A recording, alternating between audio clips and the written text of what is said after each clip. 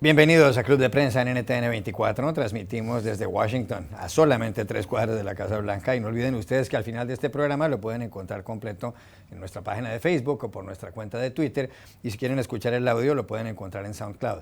Les doy la bienvenida a los invitados a Club de Prensa hoy. En primer lugar, Peter Schechter, que es la persona responsable, el director del área de las Américas de The Atlantic Council, uno de los centros de análisis más prestigiosos de la capital de Estados Unidos. Bienvenido a esta mesa, Peter. Como siempre, un gusto. Manuel Erice, corresponsal del diario madrileño ABC, bienvenido también. Muchas gracias. Dori Toribio, corresponsal de Mediaset, de España igualmente, bienvenida. Gracias. Y Jordi Barbeta, corresponsal de La Vanguardia de Barcelona, bienvenido a esta casa. Buenos días. El primer asunto tiene que ver con la visita que está haciendo a Europa el presidente de Estados Unidos, Barack Obama. Ha estado en Grecia. Se ha visto con Alexis Tsipras, el primer ministro, y esta semana ha habido reuniones, ya hay reuniones en Alemania con varios líderes europeos, pero el anfitrión es Angela Merkel, la canciller federal alemana, la jefa del gobierno, que además se presenta a la reelección el año entrante. Hay varios artículos en la prensa mundial sobre este encuentro de la Merkel con Obama, y muchas fotografías también que recuerdan las citas anteriores de los dos.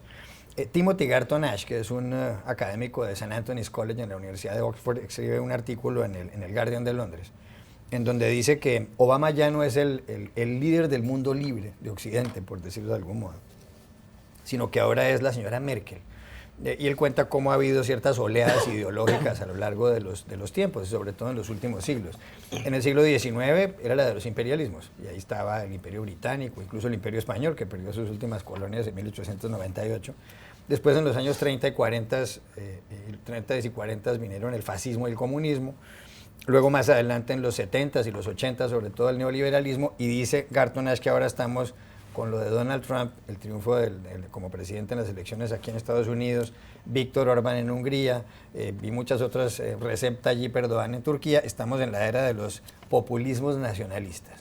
Y dice que quien tiene que hacerle frente a eso ahora es la señora Merkel. La pregunta es Angela Merkel el buque insignia del mundo libre, de Occidente, de los valores occidentales? Una pregunta fácil, pues. Sí. Yo temo que no. No porque ella no puede serlo, sino porque ella también está está a pocos meses del comienzo de una campaña electoral. Entonces ella también va a tener que volverse algo más a la derecha. Ella también va a tener que apelar a instintos populistas en Alemania. Entonces ella podría hacerlo, pero no hasta después de la elección y solamente si la gana, cosa que yo ya no predigo ninguna elección. Como tú bien sabes, hace un año predije la desaparición de Donald Trump y traje una botella de champán para excusarme. Debería traer una caja. Sí, por favor. Entonces yo creo que en este momento estamos sin líderes responsables y serios, con una amenaza al orden liberal internacional que ha regido en el mundo por ahora 75 años, que nos ha dado más o menos una paz mundial, con problemas aquí y problemas allá, pero que nos ha dado una paz mundial y nos ha dado prosperidad a todos. O sea, un crecimiento en África y en Asia, India, China, que no se ha visto antes en América Latina, una prosperidad aquí en Estados Unidos, y eso está ahora todo por verse, porque está todo por cuestionar. Y yo temo que el experimento que proponen los populistas va a ser un experimento que va a acabar hiriendo exactamente la gente que los ha votado.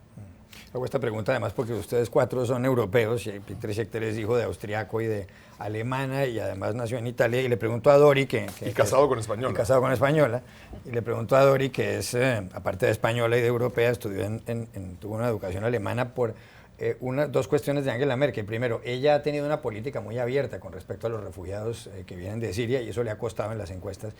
Y en segundo lugar, el mensaje que ella le envió de felicitación a Donald Trump parece ser el más inteligente de todos, porque le dijo que mientras la colaboración entre Alemania y Estados Unidos se construya o siga sobre las bases de la democracia, la libertad, el imperio de la ley y la dignidad del ser humano, sin importar el origen, el color de la piel, la religión, el género o la orientación sexual o política, que esa unión, esa alianza entre los dos países podrá seguir adelante. ¿Es la señora Merkel el buque insignia del mundo libre hoy día de Occidente? A mí me llama mucho la atención como hace unos meses Angela Merkel era la culpable de todos los males del mundo, en concreto de todos los males de Europa, pero además de todos los males del mundo, y era como el personaje diabólico de la política internacional que cargaba sus espaldas con todos los problemas económicos, concretamente de Europa, pero en general sociales, después con toda su política por la inmigración. Y ahora de repente parece que es la que tiene la responsabilidad de salvar al mundo entero por cómo están las elecciones. Hombre, ni una cosa ni la otra. Hay que subrayar no solo que las elecciones en Alemania son en septiembre de 2017 y ella quiere aspirar a un cuarto mandato, sino que acaba de sufrir una derrota importante en las elecciones regionales hace solo unos meses por el ascenso de este nuevo partido populista, radical, para algunos de ultraderecha, que es la alternativa para Alemania, que incluso ganó al partido conservador de Angela Merkel en algunos estados como en Mecklenburg. Es decir, ahora ella tiene un reto muy complicado y según la prensa alemana y según los ciudadanos alemanes cuando hablas con ellos, en el centro de su campaña a la reelección va a estar su política de acogida de los refugiados sirios, que recordamos que en Alemania es una cifra muy importante, es más de 1 millón de refugiados sirios. No toda la población está contenta con eso y no todo está resultando, como es lógico, en unos primeros pasos fáciles de asimilar a una cantidad tan importante de refugiados. Se atribuye a eso su derrota hace unos meses en las elecciones regionales y se dice que esto también puede costarle las elecciones en septiembre. Quiero decir que también hay un argumento que puede ser potencialmente utilizado por los populistas, como es la inmigración y el miedo a la inmigración y el miedo a los refugiados y el miedo al Estado Islámico y al terrorismo y todos estos factores que confluyen siempre en el discurso del miedo. Este va a ser uno de los ejes fundamentales en la próxima campaña presidencial de Alemania. Por lo tanto, no es fácil que Angela Merkel ahora pueda dedicarse a salvar todos los problemas del mundo, aunque ese primer mensaje a Donald Trump es fantástico, es lo que ella hace siempre. Poner la línea desde el principio, decir de aquí no te pases más, tonterías las justas. Jordi Barbeta. Bueno, yo creo que el problema es que el mundo libre está como muy desorientado y no hay referencias claras. Y, bueno, pues podríamos decir que el papel de Angela Merkel podría ser el tuerto es el rey del país de los ciegos. El presidente Obama dijo en Grecia, pidió en Grecia que los acreedores de Grecia aliviaran el problema de la deuda griega. Antes de que el avión de Obama aterrizara en Berlín, el gobierno alemán ya dijo, oye, de aliviarles la deuda, nada de nada, está todo previsto como estaba. Me parece difícil que desde el punto de la posición que está teniendo Angela Merkel pueda ser un líder moral, un líder moral que era lo que creo que tenía Obama. Pero comparemos las épocas, ¿no? Es decir, hace unos años pues tenías un Mitterrand en Francia, una Margaret Thatcher en el Reino Unido, un Helmut Schmidt o un Willy Brandt en Alemania, un Felipe González en España. Lo comparamos ahora con los líderes que hay ahora y da pena. El panorama no hay ningún líder, ninguna referencia clara. Y bueno, pues Angela Merkel a mí no me entusiasma, porque bueno, cuando decía Obama la austeridad por sí misma no va a traer progreso, sí. Esa es una filosofía que él ha aplicado aquí, que le ha dado muy buen resultado, y en cambio en España, en Europa, y cómo afecta a España, eso está siendo un problema, un desastre, no está solucionando la situación, por lo tanto, mi escepticismo. Manuel. Bueno, yo creo que el mundo está viviendo un thriller, un gran thriller. El problema de este thriller que está viviendo el mundo es que no hay guión.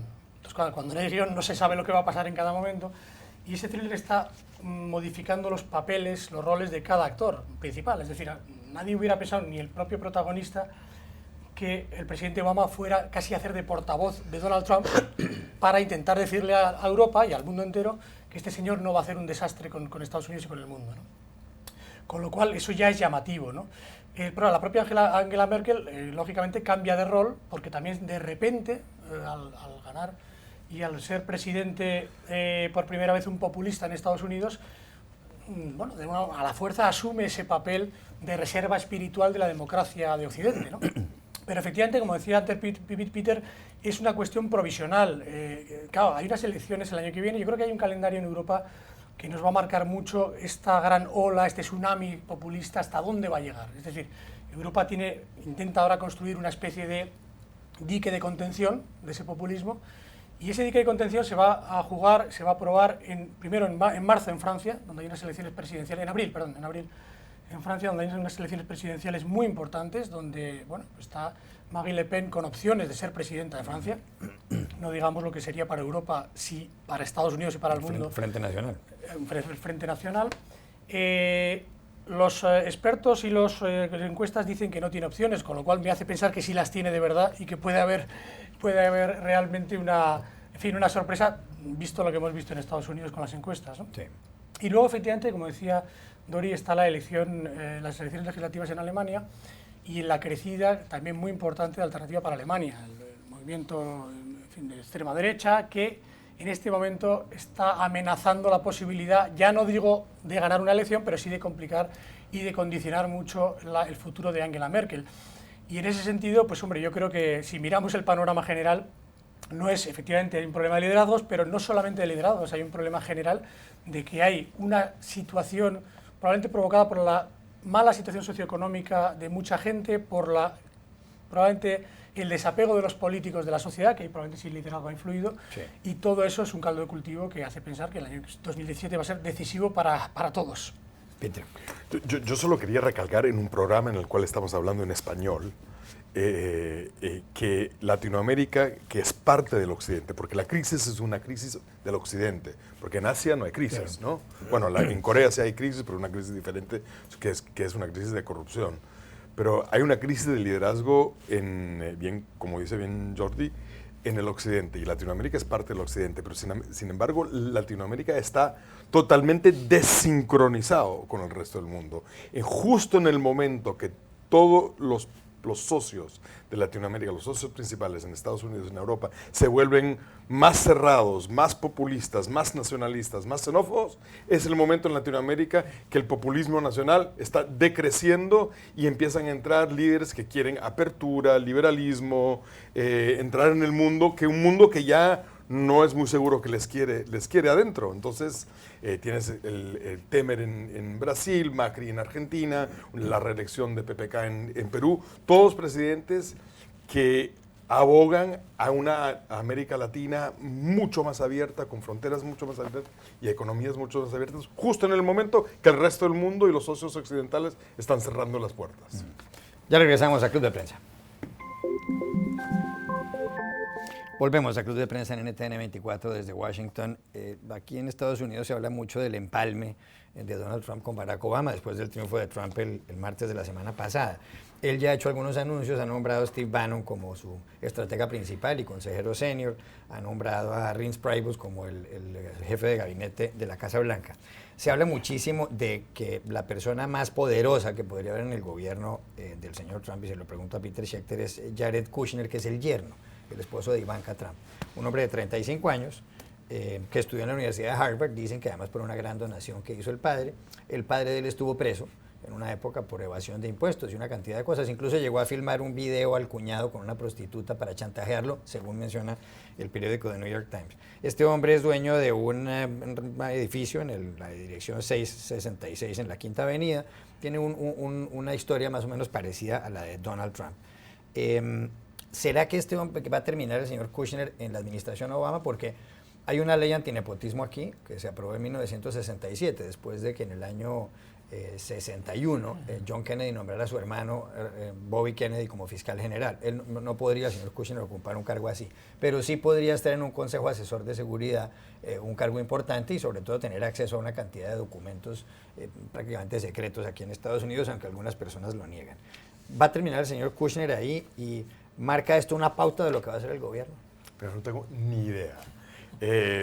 Aquí estábamos en la pausa hablando si Donald Trump es ideólogo o es pragmático y de vuelta, no tengo ni idea. O sea, hemos elegido a una persona que no tiene ninguna experiencia en política, nunca ha hecho política y nunca ha hecho políticas públicas. Entonces no sabemos cómo va a gobernar, solo podemos darnos una idea de cómo va a ser de presidente hoy en día a través de la gente que está nombrando en cargos. Y no ha nombrado muchos, o sea, ha nombrado efectivamente una persona con una ideología horrorosa y otra persona muy pragmática. Son los dos nombramientos ¿Qué ha hecho? El jefe Chief of Staff de la Casa Blanca y el jefe de gabinete y el jefe de la estrategia. Un ideólogo absoluto y un pragmático absoluto. Entonces, del resto no sabemos nada. Jared Kushner es una persona que ha adquirido muchísimo poder durante la campaña. Casado con la hija de Donald Trump. Ivanka Trump. Muy inteligente, los dos, la hija y el señor Kushner. Y yo no tengo la menor duda que él va a jugar un rol importante dentro del gobierno o simplemente como un asesor fuera del gobierno, no sé, pero yo creo que en el gobierno de Donald Trump, quién está dentro y quién está fuera no va a importar mucho, ¿no? Él va a circular esto de una manera muy diferente a la que hemos visto en el pasado. 40 segundos. Bueno, yo creo que efectivamente, yo sí creo que es un pragmático, pero bueno, por los hechos, por su trayectoria, por su vida, etcétera, y porque estuvo a punto de presentarse por todos los partidos prácticamente a presidente durante 30 años, que era su gran aspiración. Entonces, claro, una persona pragmática que no sabe nada, como decía Peter, sabemos poco, pero él no sabe nada de lo que tiene que hacer en la administración y sobre todo muy improvisadora, con poca planificación, como ha sido toda su campaña, pues lo que se puede esperar efectivamente son sorpresas, sobresaltos y de momento un bloqueo, una parálisis que es la que, consecuencia, pues efectivamente de esa situación. Y por último, el último matiz que es importante, también está la tensión con el Partido Republicano, que ahí hay lógicamente un tira y afloja entre la influencia que quiere tener los republicanos en el poder y en las decisiones y el propio Trump tener su ámbito de actuación, ¿no? 40 segundos, Jordi Barbeta. Bueno, es evidente que hay una situación de soledad de Donald Trump que tiene que confiar en sus hijos, su yerno, y con 3 o 4 colaboradores que eran políticos jubilados o retirados prácticamente. Es decir, es una situación de soledad. Y después, a mí, la sensación que me da es de república bananera. Es decir, el yerno, la hija vendiendo pulseras después de la entrevista. Sí, con hubo la una CBS. crítica a ella porque usó una pulsera de $10.800. Esto realmente Negocios da de una familia. Su firma de joyería pidió Negocios de disculpas familia. después en la entrevista con 60 Minutes. Bueno, sí, pero quiero decir que la intención existía, ¿no? El señor, el yerno, se ha cargado a Chris Christie, porque Chris Christie, como fiscal, envió a su padre a la cárcel. Es decir, hombre, da una sensación que dices, bueno, criticábamos a Daniel Ortega y que pusiera a su mujer de vicepresidenta en Nicaragua. Bueno, pues resulta que se está extendiendo el bananismo se está extendiendo por el continente. Dori. Tienes razón, Barbeta, en una cosa, y es verdad que dicen que está teniendo muchos problemas Trump en que la gente le diga que sí a formar parte de su gobierno. Eso es cierto. Ahora, a mí la excusa de que Donald Trump no tiene ninguna experiencia política y por eso está haciendo estas cosas no me vale, porque esto no es una cuestión de experiencia política, es de sentido común. Cuando uno tiene los ojos del mundo sobre él, lo primero que hace no es nombrar a su yerno en el equipo de transición y después pedirle la acreditación para que forme también el equipo de gobierno. Esto es sentido común puro y duro, no hace falta tener experiencia política para saber que puedes caer en conflicto de intereses. Más allá de la ley de antinepotismo, es que sus 3 hijos están ahora dirigiendo su imperio empresarial y su propio yerno es director de una gran empresa de bienes de Estado raíz, con lo cual puede haber un conflicto de intereses entre cargos públicos y cargos privados, porque recordemos que esta ley de antinepotismo del 67 no está tan clara, los mismos expertos legales no tienen tan claro, porque lo que dice la ley es que un oficial de la administración no puede nombrar a un familiar para un cargo en una agencia federal, y no está tan claro si al ser asesor privado, por ejemplo, del presidente sin cobrar, sería un cargo en la administración federal. Quiero decir, no es tanto una cuestión legal como una cuestión de sentido común y de que es inapropiado e inmoral nombrar a toda tu familia, sobre todo cuando has estado liderando una campaña electoral diciendo que tú no querías ser un político como los demás y limpiar Washington de todo este tipo de corrupción, y lo primero que haces es eso. No. Yo quiero discrepar. Por supuesto. Dentro del equipo de gente realmente preocupante que tiene Donald Trump, Jared Kushner no es ni cerca de lo peor. Es un tipo que es muy racional, es un businessman, es uno de los tipos que más mundo tiene en ese grupo. Entonces, yo antes de tener a Jeff Sessions, que no es familiar y no es allegado, mucho prefiero tener a Jared Kushner adentro. Y solo quiero recordar que el presidente Clinton nombró a su mujer como la líder del esfuerzo para pasar la reforma de salud. Kennedy nombró a su hermano. O sea, a mí el tema familiar, con tal que no haya corrupción absoluta, pero el tema familiar a mí me deja despreocupado.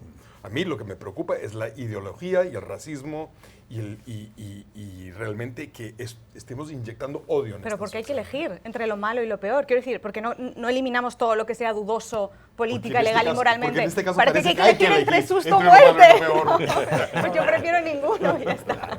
Ya regresamos al Club de Prensa. Volvemos al Club de Prensa en NTN 24 para despedirnos. Perdón, estamos despidiéndonos para despedirnos porque se acabó el tiempo. Gracias, Peter Schechter, Emanuel Erice, Dorito Toribio y Jordi Barbeta. Y a ustedes los espero mañana en el Club de Prensa.